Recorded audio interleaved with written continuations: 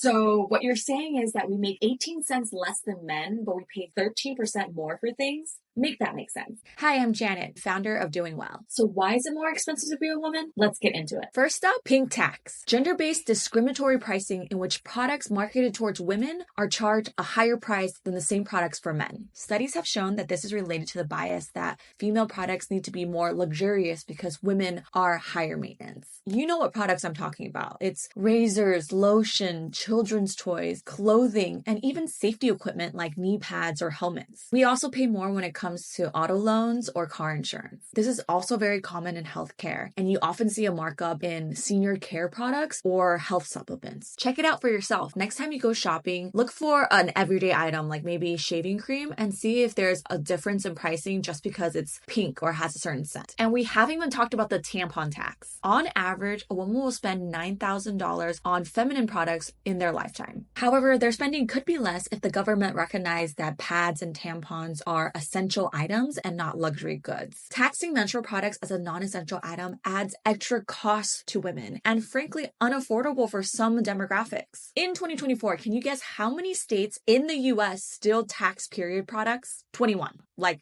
half of this country. So what does period poverty actually mean to our society? It means that 17 million women in the US struggle to pay for menstrual products, and 2/3 of them have to decide between period products or food. Research has shown that almost 15% of college students who menstruate have faced period poverty in the last year. College students. And what does that lack of access lead to? Discomfort, distraction, absenteeism, and even literal health issues like UTIs or depression and anxiety. Scotland was the first nation in the world to mandate free access to all feminine hygiene products. The US is a long ways off, but slowly states are abolishing the tax. There are organizations like this one that are working state by state to eliminate this tax by putting pressure on the representatives. There are also hidden costs for women when it comes to transportation and housing, and most of it is due to the issue of safety. In a New York public transportation study, it was found that 75% of women have experienced harassment on public transport, as opposed to 47% of men. And 88% of those who experience harassment never reported it. Basically, women have to pay a premium to feel safe in their environment and to exist and do everyday things like travel. The next one you probably heard of, which is the big one,